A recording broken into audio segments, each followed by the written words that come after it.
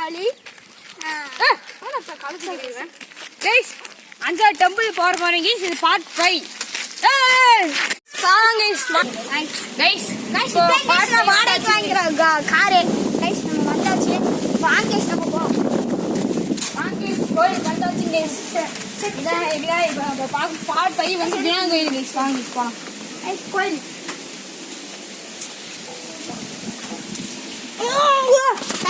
கோயில் ரொம்ப இருக்க மாட்டேங்குது விநாயகர் கைஸ்.